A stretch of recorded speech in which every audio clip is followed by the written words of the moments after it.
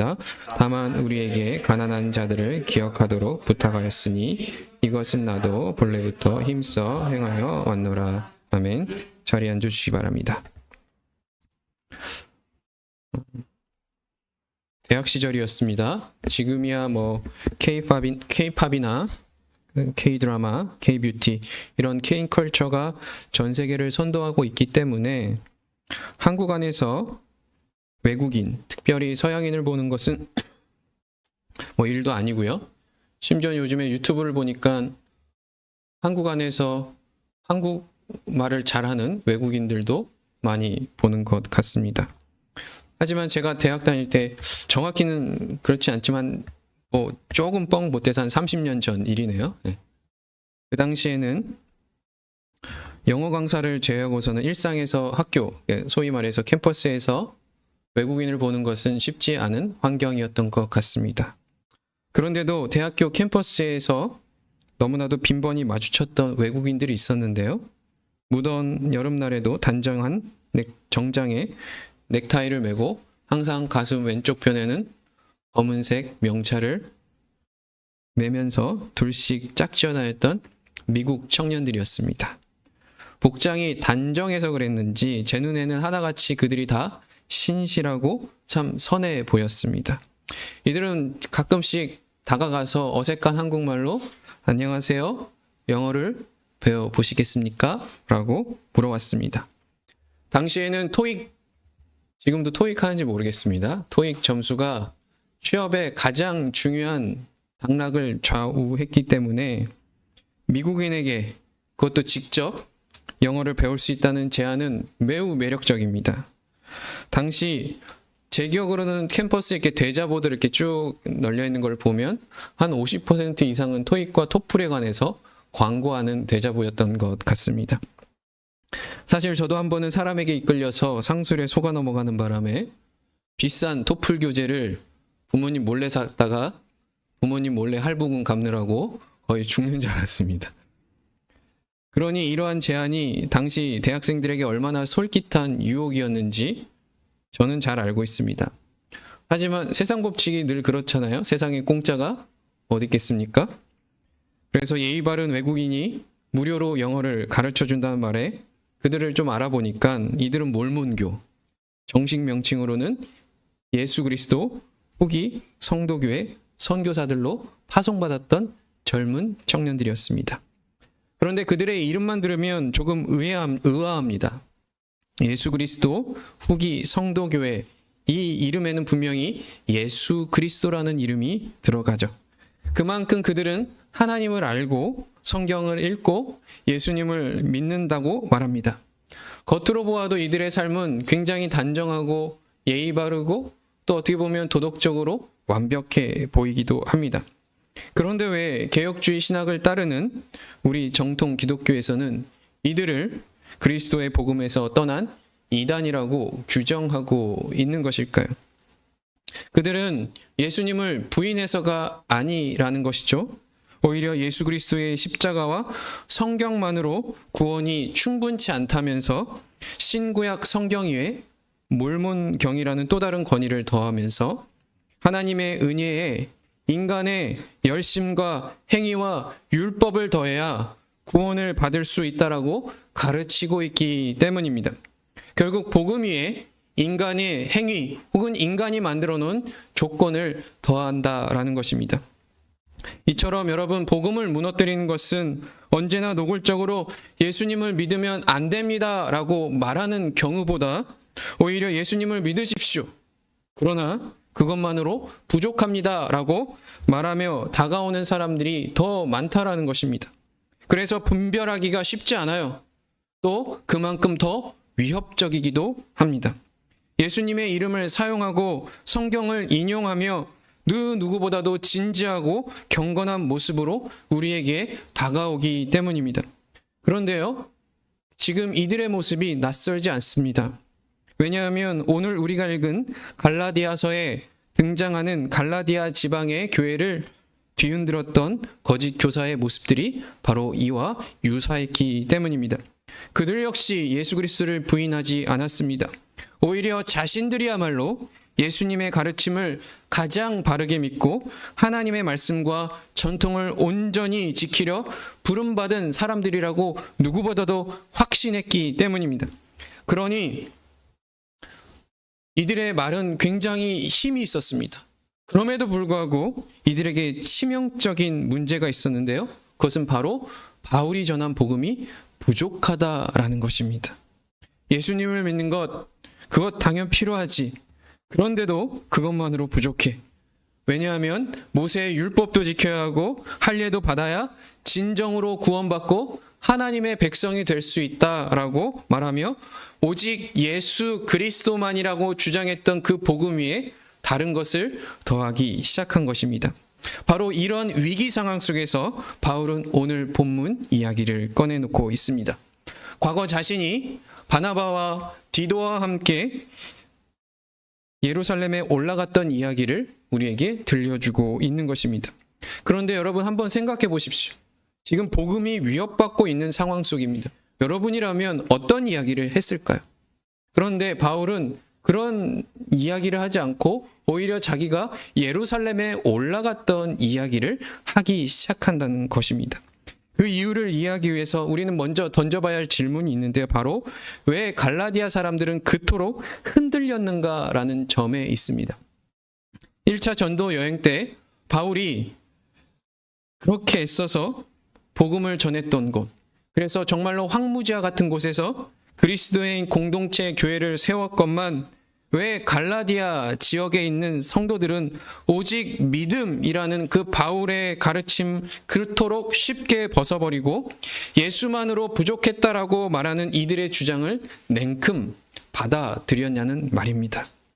앞서 언급했던 것처럼 거짓 교사들은 예수님을 부정하지 않았습니다. 여러분, 우리의 생각과 달라요. 이들은 오히려 예수님을 더욱 올바르게 더욱 제대로 믿자라고 말했던 이들이었기 때문입니다. 그런데 문제는 그들이 말했던 올바름이라는 것이 우리가 생각하고 있는 올바름과 다르다는 점에 있습니다. 우리가 생각하는 올바른 믿음은 무엇입니까? 오직 예수만 있습니다. 그런데 이들이 따랐던 올바름은 예수가 따랐던 것에 의미를 두고 있다라는 것입니다.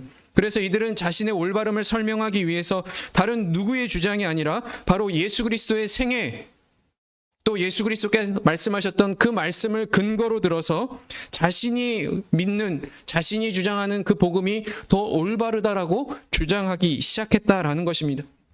그들은 어떻게 주장했을까요? 먼저 그들은 예수님이 유대인이었다는 사실을 강조하기 시작합니다. 예수님은 그냥 유대인도 아니에요. 바로 다윗의 자손이었기 때문에 왕족이었죠. 또한 예수님은 태어난 지 8일 만에 할례를 받았다고 이야기하고 있습니다. 예수님은 율법에 아주 철저했던 분이라고 말해요. 여러분, 예수님께서 십자가에 올라가시던 그 예루살렘에 올라가시던 그때가 언제던가요? 6월절. 바로 절기를 지키기 위해서 예수님은 올라가셨고 그 절기를 지키기 위해서 십자가에 못 박혀 죽으셨던 사실입니다. 심지어 예수님은 산상수훈 당시 수많은 무리 앞에서 친히 이렇게 말씀하십니다. 우리 성경 한번 볼까요? 함께 읽어볼까요? 내가 율법이나 선지자를 폐하러 온 줄로 생각하지 말라. 폐하러 온 것이 아니요 완전하게 하려 함이라입니다. 거짓 교사들의 이러한 예수님의 행보와 말씀을 결정적인 근거로 들어 그들의 사람 생각들을 주장했고 그들의 말을 증거하기 시작했습니다. 이렇게 얘기하는 거예요. 보십시오. 예수님도 율법을 폐하지 않았습니다. 오히려 율법을 완전하게 하기 위해서 왔다라고 말씀하셨습니다. 그러니 우리도 예수님처럼 율법을 따르고 율법을 지켜야 합니다. 이처럼 그들의 주장은 사기꾼의 거짓말이 아니라 너무나도 진지한 그리고 확신에 차 있던 신념이었습니다.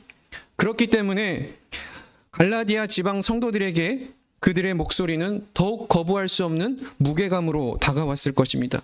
그리고 더욱 예루살렘은 예수님께서 십자가에 못 박혔던 곳이었고 또한 여전히 사도들이 그 활동을 활발하게 하고 있었던 곳이었기 때문에 반대로 갈라디아 성도들은 예루살렘을 거의 가보지 못했던 사람들도 있었을 것입니다.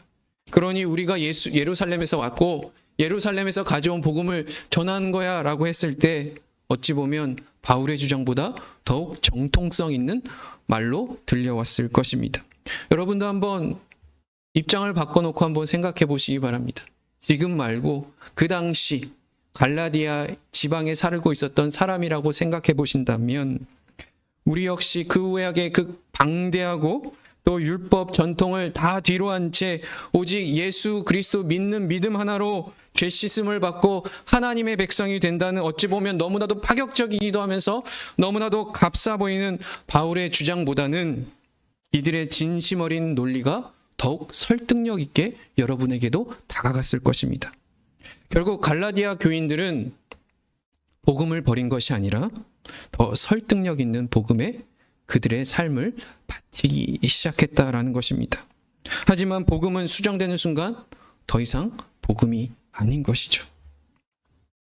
이러한 위기 앞에서 바울은 갑자기 예루살렘 이야기를 오늘 우리가 읽었던 그 내용을 꺼내고 있는 것입니다. 논리적으로 반박하지 않습니다. 내가 그토록 수고하고 애쓰고 노력했는데 너희들 왜 이렇게 쉽게 내가 전한 복음을 버렸냐라고 책망하지도 않아요. 1절에서 14년 후에라고 시작하는 그 예루살렘의 방문을 이야기하기 시작하는데요. 이 14년 후에 예루살렘 방문은 우리가 사도행전 15장에 보면 그 예루살렘 공의회가 펼쳐지잖아요. 바로 그 사건을 이야기하고 있는 것입니다. 여러분, 예루살렘 공의회에서 벌어졌던 그 사건은 초대교회의 정말 이정표와 같은 사건입니다. 어떻게 신앙을 바르게 세울 수 있는지, 또 믿음은 무엇인지, 하나님의 백성은 어떻게 되는지를 정확히 기준을 세워준 그 사건이기 때문입니다. 그런데요, 바울은 그 얘기를 하지 않아요. 단지 자기가 바나바와 특별히 디도를 데리고 예루살렘 교회에 기둥 같았던 지도자였던 야고보와 베드로와 요한을 만나 악수하고 왔습니다라고 끝내고 있다라는 것입니다. 그런데 여기서 우리가 주목해야 할 지점이 있는데요. 바로 3절과 6절 말씀입니다. 우리 함께 읽어볼까요? 그러나 나와 함께 있는 6절 읽겠습니다. 유력하다는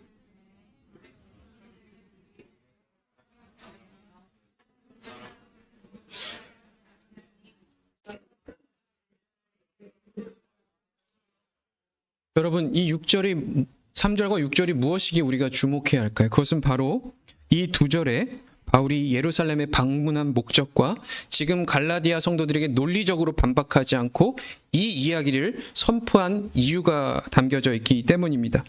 여러분, 바울의 설명을 잘 따라가다 보면 그는 예루살렘에 방문했던 목적이 사도들에게 신임을 얻기 위해서 간 것이 아니라는 것을 우리는 알 수 있습니다.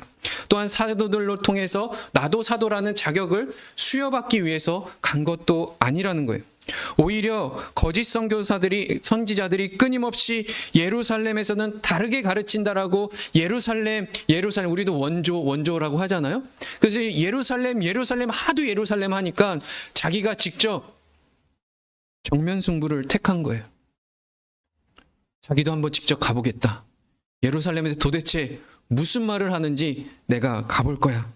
그리고 그 유력한 자들이 과연 내가 선포하고 있었던 복음과 어떤 다른 이야기를 하고 있는지 자기는 직접 확인하고 싶었던 것이죠.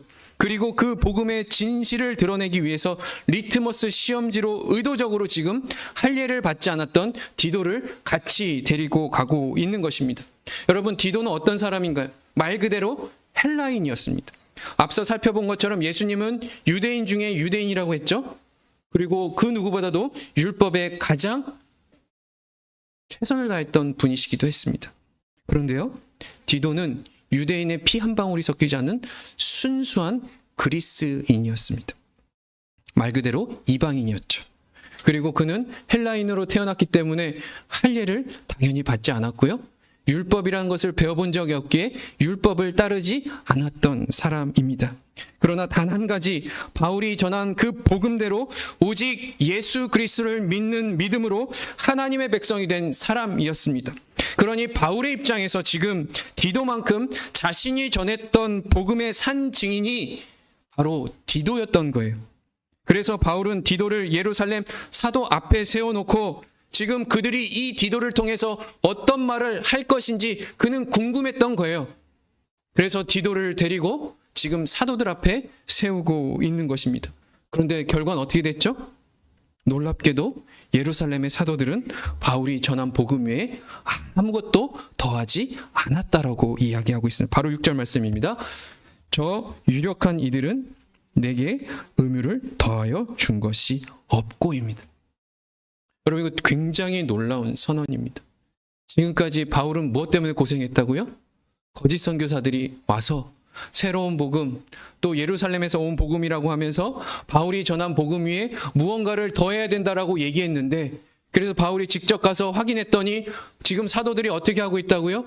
자기가 전한 복음 외에 아무것도 더하지 않았다라고 하고 있는 것이, 결과대로 정반대의 지금 결과가 나왔다라는 것입니다.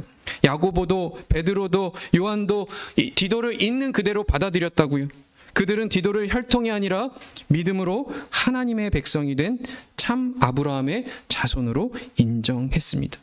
결국 바울이 예루살렘에 찾아온 이유는 자기의 복음을 수정하기 위해서가 아니라 복음에 아무것도 더할 필요가 없다는 것을 확인받기 위해서 왔다라는 것이죠. 분명 거짓 교사들은 악의를 가지 않았습니다. 그 역시 진심을 다해 교회를 섬겼던 자들이 맞아요. 그들도 하나님을 사랑했고요, 자신이 배워왔던 율법과 또 그 전통을 사랑했고 율법을 사랑했던 것만큼 최선을 다해서 교회를 섬기려고 올바른 길을 제시했던 사람이 맞습니다. 그러나 그들의 문제는 열심의 유무가 아니라 그 잘못된 열심이 결국 예수 그리스도만으로는 부족하다라는 그 결과를 그들이 만들어내었다라는 거예요. 그들이 주장이 수용되는 그 순간 예수님은 구원의 전부가 아니라 구원의 일부로 추락해버리기 시작한 것이죠. 십자가 위에서 예수님 뭐라고 하셨나요? 다 이루었다라고 말씀하셨던 그 완전한 대속을 지금 이들의 주장을 통해서 다 박살내기 시작되어진 것이죠. 내가 곧 길이요 진리요 생명이니 나로 말미암지 않고는 아버지께로 올 자가 없느니라고 말씀하셨던 그 구원의 유일성을 거짓으로 만들어 버렸다는 사실입니다. 바울은 이것을 도저히 받아들일 수가 없었던 거예요. 그래서 그들을 저주한다라고 하고 거짓 증인이라고 이야기하기 시작한 것이라는 것이죠. 사랑하는 성도 여러분, 이제 이 말씀 앞에서 우리 자신을 비추어 보아야 합니다. 정말 여러분은 예수님만으로 충분하십니까? 누군가는 저는 모태신앙으로 태어나 평생을 예수님을 믿어왔습니다라고 말씀하실 분도 계세요. 그분에게 묻겠습니다. 여러분 정말로 예수님 한 분으로 충분하세요? 여러분 예수님 한 분으로 안심이 되십니까? 하박국의 선지자의 고백처럼 비록 무화과 나무가 무성하지 못하며 포도나무에 열매가 없으며 감람나무에 소출이 없으며 밭에 먹을 것이 없으며 우리의 양이 없으며 외양간에 소가 없을지라도 정말로 여러분 예수님 한 분만으로 여러분의 인생을 만족하실 수 있으십니까? 여러분 이 질문은 제가 지금 당장 짐을 싸서 산으로 들어가란 말이 아니에요. 돈이나 커리어, 자녀 교육 같은 현실의 필요들을 무조건 악이라고 단죄하는 것이 아닙니다. 저도 알아요. 저 역시 한 가정을 책임진 가정으로서 아이들에게 더 좋은 환경을 제공하기 위해서 당장의 재정이 필요하고 안락한 집이 필요하다는 것을 왜 모르겠습니까? 오히려 주님께서 다 채워주실 테니 일할 필요가 없다라고 주장하는 것만큼 믿음이 아니라 오히려 게으름이자 죄악입니다.